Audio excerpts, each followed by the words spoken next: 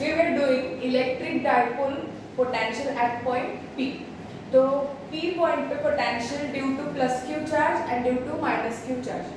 तो plus Q will individually form potential at point P, which is given by V1. So this potential, by its basic definition, we have to write as 1/4 pi epsilon naught into plus Q upon this separation is R1, and minus Q at the same time induces potential at point P, which is given by V2. V2 equal to 1/4 pi epsilon naught into which charge is responsible for giving potential here, that is minus Q upon separation is R2, right? We will mention these two individual potentials by plus Q and minus Q as equation number 1, right? Now see, we have to find out potential at point P due to both the charges. So we have to take total of these two potentials. So total potential V at point P is given by V1 plus V2. Say this is equation number 2. Means you have to substitute V1 and V2 in this equation, we will get the values. But here you can see R1 and R2 are the two separations from charge plus Q and minus Q. So here we have to convert R1 and R2 in terms of R, because they are giving us separation of given point from center of dipole, as this is center. So ये total separation 12 था, right? तो ये centre है, centre से R जितने distance पे ये point P है जहाँ पे मुझे पोटेंशियल निकालना है, राइट? तो R1 and R2 का कुछ ज्योमेट्री का यूज करके we have to convert according to R. So can I write R1 as I am dropping perpendiculars from A onto OP as AM and BN as onto extended OP. So if these two are the perpendiculars, means those are connecting to OP, whereas these two are the attracting charges, क्योंकि unlike charges है तो इनमें बहुत कम separation होगा, कुछ 10 to power -6, कुछ 10 to power -7 जितना, तो ये separation बहुत ही कम है, whereas ये जो distance actual figure में ज़्यादा दिख रहा है but वो बहुत कम होगा, is nothing के बराबर. तो we will consider AM as, I mean AM perpendicular drawn into OP, so we will consider R1 is nothing but MP, and here your second perpendicular meeting to point N, so R2 as PN, right? The same derivation we did in 11th standard, we have used the same concept here, that is concept of assumption, because this separation is very less, right? So R1 can I write R1 as MP? From figure, MP can be given by OP minus OM. OP minus OM. So what is OP is R. OM कितना है L cos theta. अभी ये triangle में right angle triangle, if this theta is inclination between OP and axis of dipole, तो opposite side will be given by L sin theta, because this is L and adjacent is L cos theta, because this is also L. तो R1 बराबर MP, MP क्या है? R minus L cos of theta, right? Similarly, R2 equals to PN, whereas it is OP plus ON. So R2 equal to R plus L cos of theta, right? तो further कुछ calculations कर देते हैं, so that we'll get 1/R1 and 1/R2. For this, I am squaring both the equations. So taking squares on equation, say R1 square होगा इसका LHS पे, RHS पे क्या है? R minus L cos theta raised to 2. So I am solving this directly, that is R square plus L square cos square theta minus 2RL cos of theta, right? Similarly, take square of this equation also. तो R2 square equal to ये क्या है? R plus L cos theta, right? तो ये क्या होगा? R square plus L square cos square theta plus 2RL cos of theta, right? A plus B का square a minus b का square. Okay, तो r1 square, r2 square, these are the values of squares. So further I am taking common term, that is r square from both the equation, take out. So what left? 1 plus l square cos square theta by r square minus 2 rl by r square. So what remains? 2l cos of theta by r, right? Similarly, r2 square is equal to, take r square common, 1 plus l square cos square theta by r square minus 2 plus 2l cos of theta by r, right? Now here you can see clearly l square, l क्या है? This separation means half of 2l and उसका square means if I am taking 10 to the power minus 5 तो उसका square हो रहा है 10 to the power minus 10, तो सम 0.10 times 0, 0.12 times 0 and कुछ value, or you are dividing that number by r square we are giving in some meter or centimeter, तो denominator में वैसे ही वो रेशियो छोटा होने वाला है. तो l square cos square theta by r square. Similarly to the next step also, these two are the negligible values, so we are ignoring these two terms. So ignoring l square cos square theta, l square cos square theta by r square, तो ये equation becomes r1 square equal to r square, right into bracket 1 plus, sorry यहाँ पे है minus 1 minus 2l by r cos of theta, right? Whereas r2 square, ignoring second term, that is r square into 1 plus 2l by r cos of theta, right? So this is the value of r1 square and r2 square. Now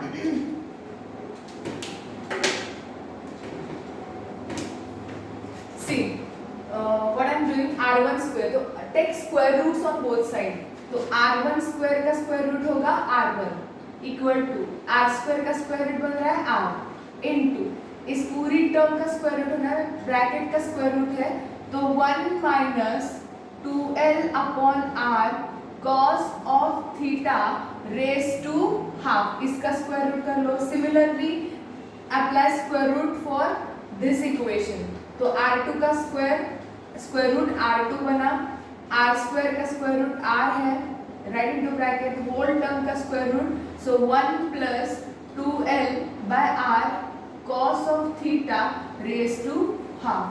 ठीक है, this is the value of r1, this is the value of r2, but I want see in equation 1 upon r1 and 1 upon r2, to take reciprocals of this, 1 upon r1 equal to 1 upon r into ये होगा 1 minus 2l upon r cos of theta raise to, ये denominator में जाएगा, denominator goes to numerator, तो ये बनेगा minus half, right? Similarly 1 upon r2 equal to 1 upon r into 1 plus 2l upon r cos of theta raise to plus half, sorry raise to minus half. So this is how we got values of 1 upon r1, 1 upon r2. Actually this is very lengthy method, but yes, we have to do it by like this क्योंकि is given in textbook. Actually ये जो method यहाँ पे हमने करी थी, इसका directly reciprocal ले लेते तो it will be more better option 1 2 and so I am taking this equation number 3, right? Substitute करना है क्योंकि we want total potential. Total potential क्या है? V equal to V1 plus V2. So V बराबर V1 क्या है? 1 upon 4 by epsilon naught Q upon R1. तो right here first 1 upon 4 pi epsilon naught Q upon R1, minus के साथ लिखते हैं क्योंकि सेकेंड टर्म माइनस है, तो minus 1 upon 4 pi epsilon naught Q upon R2. Your equation becomes V equal to 1 upon 4 pi epsilon naught Q common कर लेते हैं, Q upon 4 pi epsilon naught into 1 upon R1 minus 1 upon R2, right? These two are the now you have to substitute 1 upon r1 minus 1 upon r2. तो 1 upon r1 क्या है? ये है. 1 upon r2 क्या है? ये है. सब्स्टिट्यूट कर लेते हैं. v equal to q upon 4 pi epsilon naught into 1 upon r1, 1 upon r into 1 minus 2l upon r cos of theta raised to minus half minus 1 upon r 1 plus 12 upon r cos of theta raised to minus half. Right? Total bracket closed. See, I am substituting just values. V equal to 1 upon r common है, बाहर निकालो, q upon 4 pi epsilon naught r into 1 minus 12 upon r cos of theta raised to minus half minus 1 plus 12 upon r cos of theta raised to minus half. Right? Now, see here we can solve binomial expansion by using the equation 1 plus x raised to n, and it is 1 plus nx and so on. Higher order terms होंगे, but here we are dealing with small length L, तो उसके higher order terms like L square, L cube are very small in number, so we are neglecting. तो we want only first order term. तो first order term क्या है? V equal to q upon 4 pi epsilon naught r into, पहले तो binomial expansion लिख लेते हैं, then we will substitute them. तो इसका binomial expansion कैसे होगा? 1 minus 12 upon r cos of theta raised to minus half equal to, इसका binomial expansion कुछ ऐसे होगा 1 minus 12 upon r cos of theta, ये बना x, n क्या है? minus half into minus half, तो कितना हो रहा है ये? minus minus plus 2 gets cancelled, 1 plus L upon r cos of theta. Right? So this is binomial expansion of this term by ignoring higher order term. Right? Same for that. So 1 plus 12 upon r cos of theta raised to minus half equal to 1 plus 12 upon r cos of theta into minus half. Now ये equation second term will be negative क्योंकि ये negation जा रहा है, 2 gets cancelled, तो 1 minus L upon r cos of theta will be the expansion for that. Right?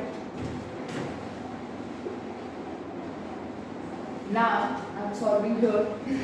देखो ये जो टर्म्स है हमें सब्स्टिट्यूट करने हैं इस इक्वेशन में, तो अबाउ इक्वेशन बिकम्स v बराबर q upon 4 pi epsilon naught r into, okay, यहाँ पे क्या है? ये टर्म होगी 1 plus L upon r cos of theta minus के साथ अप्लाई करते हैं, minus 1 minus L upon r, तो ये माइनस होगा, ये प्लस होगा, plus L upon r cos of theta. Right? Applying values of expansions. Then 1 minus 1 0, L upon r cos theta, L upon r cos theta becomes 2L upon r cos theta, वो substitute कर लेते हैं. So V equal to q upon 4 pi epsilon naught r into 2L upon r cos of theta. Right? Now if you remember this term q into 2L क्या है ये? Charge, product of charge involved in the dipole, and separation between the dipole gives you a dipole moment, that is P. So can I write, or can I replace q into 2L as P? तो ये बना 1 upon 4 pi epsilon naught into, ये r into r 1 upon r square होगा, q into 2L होगा P, ये cos theta as it is upon नीचे हो रहा है r square. So this is what we got, total potential due to electric dipole. Right? At point P separation है r, जो center से separation होगा. Okay? तो यहाँ पे आप देख सकते हो ये magnitude है anyway. यहाँ पे आप देख सकते हो कि physical significance, yes it depend on to dipole moment, means उसकी strength कितनी होगी, उनका separation क्या जा रहा है, थीटा को कहाँ पे रख रहे हो, point कहाँ पे रख रहे हो, कहाँ पे आपको potential चाहिए. That is also important क्योंकि inclination whether is on to axis or on to equator, जो थीटा होगा. Right? And separation का inverse. Right? So this is electric potential due to electric dipole. इसका वेक्टर फॉर्म भी कर सकते हैं, potential scalar है या वेक्टर है, it's a scalar quantity. Right? But यहाँ पे दो वेक्टर्स इन्वॉल्व है, कौन से? P. P bar is the dipole moment. Dipole moment always starts from negative to positive, and R भी है वहाँ पे भी जो एक्सिस ऑफ डाइपोल का डायरेक्शन है, तो L बार वेक्टर जिस डायरेक्शन में होगा उसी के डायरेक्शन में R होगा. तो इन दोनों में इंक्लिनेशन जा रहा है थीटा, तो can I write v as is rearrange कर लेते थोड़ा v upon 4 pi epsilon not into p cos of theta by r square multiply and divide by r, right. तो ये कुछ ऐसे बनेगा v equal to 1 upon 4 pi epsilon not into p cos theta r, दो vectors हैं जिनमें theta angle है given by cosine, तो can I write dot product of it. सो ये बनेगा p bar dot r bar and नीचे हो रहा है r, राइट। तो this is vector form of potential. Cases भी डिस्कस कर लेते हैं, कहाँ पे मैक्स होगा, कहाँ पे मिनिमम होगा, किस पे डिपेंड होगा, थीटा पे।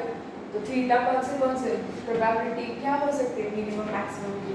If a point is here means which is on to axis nearer to minus q, इस साइड पे है, तो ये थीटा देखो यहाँ पे 180 डिग्री जा रहा है। अगर पॉइंट प्लस q पे है, सॉरी एक्सिस पे है नियरर टू प्लस q, तो ये थीटा कितना जा रहा है 0 डिग्री। अगर वो पॉइंट एट इक्वेटर पे है तो 90 डिग्री हो रहा है। तो अगर point is on to axis तो एक तो थीटा बनेगा 0 डिग्री और नियरर टू माइनस q ये बनेगा 180 डिग्री। तो केस 1 कैसे होगी इसकी, केस 1 थीटा बराबर 0 डिग्री और 180 डिग्री, cos 0 हो या 180 प्लस माइनस 1, तो पोटेंशियल बनेगा मैक्सिमम, v बनेगा मैक्सिमम क्योंकि थीटा मैक्सिमम हो रहा है।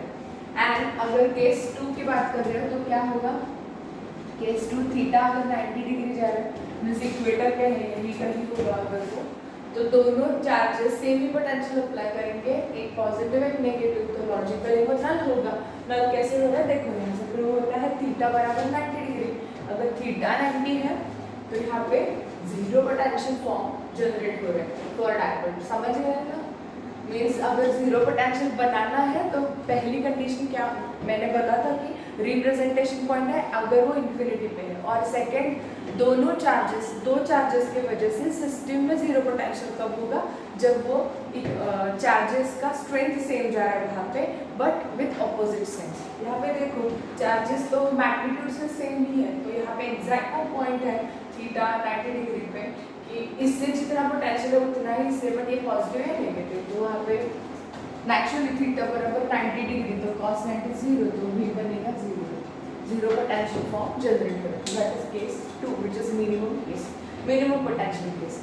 क्लियर। तो this is how we can explain potential due to electric dipole, potential due to electric dipole. Okay, तो समझ गए क्या है ये।